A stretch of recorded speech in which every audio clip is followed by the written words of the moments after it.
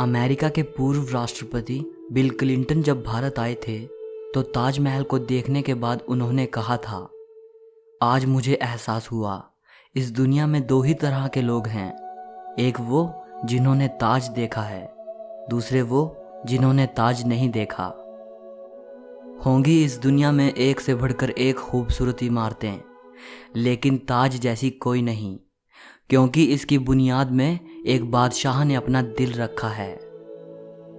आज इस वीडियो को आखिर तक ज़रूर देखना। आप ताजमहल के बारे में 22 ऐसी बातें जानोगे जो शायद ही आपने पहले कभी सुनी होंगी। नंबर 22। हज़ारों टूरिस्ट जो ताजमहल देखने आते हैं वो ये नहीं जानते कि जो वो सामने देख रहे हैं वो ताजमहल का पिछला हिस्सा है।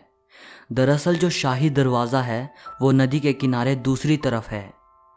आज ज़्यादातर टूरिस्ट ताज को वैसा नहीं देख पाते जैसा कि शाहजहां चाहते थे। मुगल काल में ताज तक पहुंचने के लिए नदी ही मुख्य रास्ता थी। ये एक तरह का हाईवे था। बादशाह और उनके शाही मेहमान नाव में बैठकर आते थे। नदी के किनारे एक चबूतरा हुआ करता था। नदी बढ़ती गई और वो बहुत पहले ही नष्ट हो गया। बादशाह और उनके मेहमान उसी चबूतरे से ताज आया करते थे।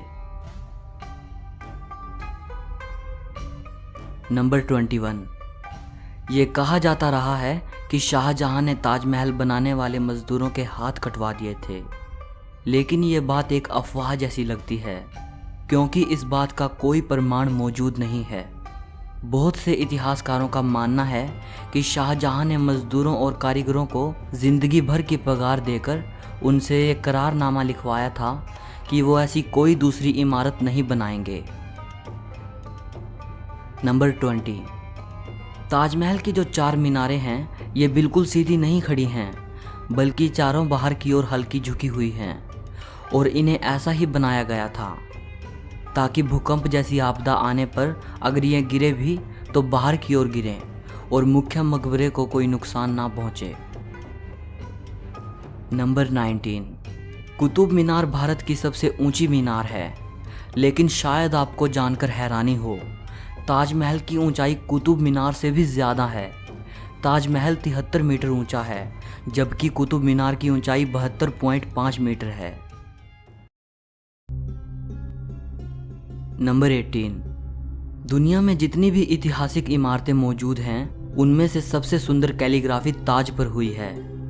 जैसे ही आप ताज के बड़े दरवाजे से अंदर जाते हो, दरवाजे पर लिखा ये सुलेख आपका स्वागत करता है। हे आत्मा, तू ईश्वर के पास विश्राम कर, ईश्वर के पास शांति के साथ रहे और उसकी परम शांति तुझ पर बरसे। ये कैलीग्राफी थुलूट लिपि में है। इस कैलीग्राफी को डिज़ाइन करने वाले का नाम अब्दुल हक था, जिसे ईरान से बुलाया गया था। शाहजहां ने उसकी चकाचौंध कर देने वाली कला को देखते हुए उसे अमानत खान नाम दिया, उपाधि के तौर पर। नंबर 17। जिस वक्त शाहजहां बादशाह बने वो मुग़ल सल्तनत का सबसे सुनहरा दौर था, या यूं कहें शाहजहां का ज़माना मुग़ल हुकूमत की बसंत जैसा था। चारों तरफ अमन और खुशहाली थी। प्रजा के लिए बादशाह का हुक्म ही सबसे ऊंचा होता था। शाहजहां की बादशाहत में लड़ाइयाँ नहीं होती थी। वो ज़बरदस्त शान व शौकत ऐशो इशरत का दौर था। बादशाह को बड़ी बड़ी इमारतें बनवाने का शौक़ था। उन्होंने मुग़ल वास्तुकला के साथ भारत के प्राचीन इतिहास को मिला दिया था। नंबर 16। ऐसी भव्य इमारत दुनिया ने पहले कभी नहीं देखी थी। इसके लिए सफ़ेद संगमरमर राजस्थान के मकराना से लाया गया था। जेड और क्रिस्टल चाइना से मंगवाया गया था। लैपिस लाजुली अफ़गानिस्तान से आया था। टर्कोइस तिब्बत से, जैस्पर पंजाब से, सैफ़ायर श्रीलंका से और कार्नेलियन अरब से आया था। कुल मिलाकर ऐसे ही 28 किस्म के बेशकीमती रत्नों को सफ़ेद संगमरमर में जड़ा गया था। इन सब चीज़ों को विदेश से आगरा लाने के लिए 1000 से भी ज़्यादा हाथी इस्तेमाल किए गए थे। नंबर 15। ताजमहल आज से करीब 400 साल पहले 1631 में बनना शुरू हुआ था और ये 22 साल बाद 1653 में पूरा हुआ। इसका निर्माण 20,000 कारीगरों और मजदूरों ने किया था। वास्तुकला का इससे शानदार नमूना दुनिया में दूसरा कोई भी नहीं। ताजमहल के निर्माण के लिए हर चीज़ को हीरे की तरह परख कर चुना गया था। ताजमहल की दीवारों पर जो नक्काशी है, इसकी तकनीक इटली के कारीगरों से सीखी गई थी। उज़्बेकिस्तान के बुखारा से संगमरमर को तराशने वाले कारीगर बुलाए गए थे। ईरान से संगमरमर पर कैलीग्राफी करने वाले कारीगर आए थे और पत्थर को तराशने के लिए बलूचिस्तान के कारीगरों को बुलाया गया था। नंबर 14। 1857 की क्रांति के दौरान अंग्रेज़ों ने ताज को काफ़ी नुकसान पहुंचाया। उन्होंने लैपिस लाजुली जैसे कई बेशकीमती रत्नों को ताजमहल की दीवारों से खोदकर निकाल लिया था। नंबर 13। ताजमहल के मुख्य गुंबद का जो कलश है, किसी ज़माने में वो सोने का हुआ करता था। 19वीं सदी की शुरुआत में सोने के कलश को बदलकर कांसे का कलश लगा दिया गया। नंबर 12।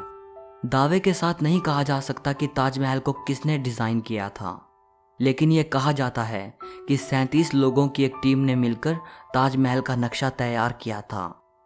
ये 37 वास्तुकार दुनिया के दूर दूर के कोनों से बुलाए गए थे। नंबर 11। ताजमहल की नींव बनाते समय ताज के चारों ओर बहुत से कुएं खोदे गए। इन कुओं में ईंट पत्थर के साथ साथ आबनूस और महोगनी की लकड़ियों के लट्ठे डाले गए। ये कुएं ताज की नींव को मजबूत बनाते हैं। आबनूस और महोगनी की लकड़ियों में ये खासियत होती है कि इन्हें जितनी नमी मिलती रहेगी, ये उतनी ही फौलादी और मजबूत रहेंगी। और इन लकड़ियों को नमी ताज के पास बहने वाली यमुना नदी के पानी से मिलती है। यमुना के पानी का स्तर हर साल घट रहा है और लकड़ियों में नमी की कमी आ गई है। यही वजह है कि सन 2010 में ताज में दरारें देखी गई। नंबर 10। 1653 में जब ताज बनकर तैयार हुआ था, उस समय इसके निर्माण की कीमत करोड़ों में आंकी गई थी। उसी हिसाब से अगर आज ताज बनवाया जाए तो इसे बनाने में कम से कम 57 अरब 60 करोड़ रुपए लगेंगे। नंबर 9। 1989 में एक भारतीय लेखक P.N. ओक ने एक किताब लिखी थी जिसका नाम था ताजमहल द ट्रू स्टोरी। इस किताब में उन्होंने कई तर्कों के साथ ये दावा किया था कि ताजमहल मकबरा बनने से पहले एक शिव मंदिर था और इसका नाम तेजो महाल्या था। सन 2000 में P.N. ओक ने अपनी बात को सिद्ध करने के लिए ताज की साइट खोदने के लिए सुप्रीम कोर्ट को अर्जी दी थी, जिसे सुप्रीम कोर्ट ने रद्द कर दिया। आर्कियोलॉजिकल सर्वे ऑफ इंडिया के मुताबिक ताजमहल कभी एक शिव मंदिर था, इस बात के कोई सबूत नहीं हैं, बल्कि शाहजहां ने ताज को बनवाया था, इसके प्रमाण ही इतिहास के पन्नों में मिलते हैं। नंबर 8। एक कहानी प्रसिद्ध है कि शाहजहां यमुना नदी के दूसरी तरफ काले संगमरमर से ऐसा ही एक और काला ताजमहल बनाना चाहते थे। कहा जाता है कि शाहजहां मुमताज़ की तरह अपने लिए भी एक मकबरा बनाना चाहते थे, लेकिन इससे पहले कि वो काला ताजमहल बनवा पाएं, औरंगज़ेब ने उनको कैद खाने में डलवा दिया। लेकिन इतिहासकार कहते हैं कि ये बाद में बनाई गई मनगढ़ंत कहानियां हैं। जिस जगह शाहजहां के काला ताज बनवाने की बात कही जाती है, वहां कई बार खुदाई की जा चुकी है, लेकिन ऐसा कोई सबूत नहीं मिला जिससे यह पता चले कि शाहजहां काला ताज बनवाना चाहते थे। नंबर 7। ताजमहल का डिज़ाइन हुमायूं के मकबरे से प्रेरित दिखता है। हुमायूं शाहजहां के परदादा थे। उनका ये मकबरा हिंदुस्तान में आगे बनने वाली कई मुगल इमारतों के लिए प्रेरणा बना। नंबर 6। दूसरे विश्व युद्ध में सरकार ने मकबरे के चारों ओर बांस का घेरा बनाकर सुरक्षा कवच तैयार कराया था, जिससे कि हवाई बमबाजों को भ्रमित किया जा सके और ये जर्मन और जापानी हवाई हमलों से सुरक्षा प्रदान कर पाए। 1965 और 1971 के भारत पाकिस्तान युद्ध के समय भी यही किया गया था। नंबर 5। कई देशों में ताजमहल की नकल पर बनी इमारतें मौजूद हैं, जैसे चीन, बांग्लादेश और कोलंबिया में। और ऐसी एक इमारत भारत में भी मौजूद है, बीबी का मकबरा। ये इमारत महाराष्ट्र के औरंगाबाद में है। इसे मुगल बादशाह आजम शाह ने अपनी मां दिलरस बानो बेगम की याद में 17वीं सदी के आखिर में बनवाया था। इसे ताजमहल की तर्ज पे बनवाया गया था। इस मकबरे का गुंबद ताजमहल के गुंबद से छोटा है और इसका सिर्फ गुंबद ही संगमरमर का है, बाकी निर्माण प्लास्टर से किया गया है। नंबर 4, ताजमहल की सबसे ज़्यादा लोकप्रियता इसके निर्माण से जुड़ी अद्भुत प्रेम कहानी की वजह से है।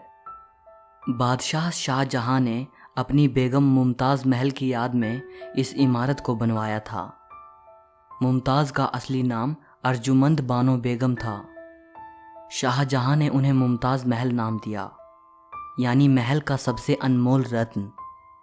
महज 38 साल की उम्र में अपनी 14वीं संतान को जन्म देते वक्त मुमताज़ की मृत्यु हो गई। उस वक्त वो बुरहानपुर में थी। अपनी प्रिय बेगम की मृत्यु से बादशाह बेहद दुखी हुए, जैसे उनकी जिंदगी ही तबाह हो गई। और आखिर उनकी याद में शाहजहां ने ताज को बनवाने का फरमान जारी किया। नंबर 3, पहले मुमताज़ को बुरहानपुर में ही दफनाया गया। इसके बाद शाहजहां ने ताज को बनवाना शुरू किया। तब बुरहानपुर से मुमताज़ के शव को निकालकर जहां ताजमहल बन रहा था उसके पास एक बगीचे में दफनाया गया। ताजमहल को तैयार होने में 22 साल लगे। तब तक मुमताज़ का शव बगीचे में बनाई गई कब्र में ही दफन रहा। बाद में उसे ताजमहल के अंदर मुख्य गुंबद के नीचे दफनाया गया। नंबर 2, शाहजहां का सारा ध्यान ताज को एक खूबसूरत रूप देने में लगा रहा। इसी बीच शाहजहां के ही बेटे औरंगजेब ने आगरा पर हमला कर अपने पिता को कैद कर लिया। शाहजहां से पूछा गया कि वो क्या चाहते हैं, तो उन्होंने कहा कि उनको ऐसी जगह पर कैदी बनाकर रखा जाए जहां से वो सीधे ताज को देख पाएं, और उनकी ये ख्वाहिश पूरी कर दी गई। कैद में रहते हुए भी शाहजहां हर वक्त ताज को देखते रहते, और वहीं उन्होंने अपनी जिंदगी की आखिरी सांस ली। मृत्यु के बाद उन्हें मुमताज़ के साथ ही ताजमहल में दफनाया गया। एक हारे थके बादशाह को भी अगर किसी ने गिरने नहीं दिया तो वो मुमताज़ के लिए उनका बेपनाह प्यार ही था। जिस लगन से प्यार की ये अनोखी निशानी बनकर तैयार हुई, उसकी मिसाल आज पूरी दुनिया के सामने है। नंबर 1, कवि रविंद्रनाथ टैगोर ने ताजमहल के बारे में लिखा है, वक्त के गाल पर एक आंसू, हमेशा हमेशा के लिए। उन्होंने ताज की छवि वक्त के गाल पर एक थमे हुए आंसू के रूप में बयान की है। शाहजहां जानते थे कि ये दौलत, ये ताकत और ये शान शौकत एक दिन सब खत्म हो जाएगा। उन्होंने सोचा कि कुछ ऐसी यादगार चीज़ बनाई जाए जो हमेशा रहे, और शाहजहां ने अपनी प्रिय की याद में ताज को बनवाया। आज बादशाह नहीं रहा, उनकी हुकूमत नहीं रही, और उसकी सल्तनत को भी ख़त्म हुए कई ज़माने गुजर गए। बस एक ताज है जिसने बादशाह की सदियों पुरानी प्रेम कहानी को खुद में संजोए रखा है।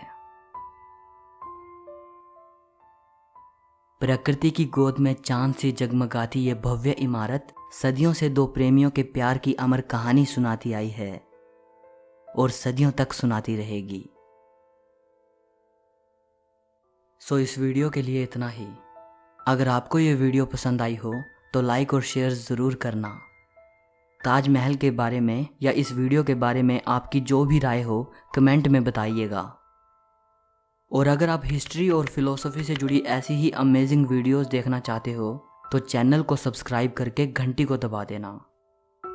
सो मिलते हैं अगली वीडियो में।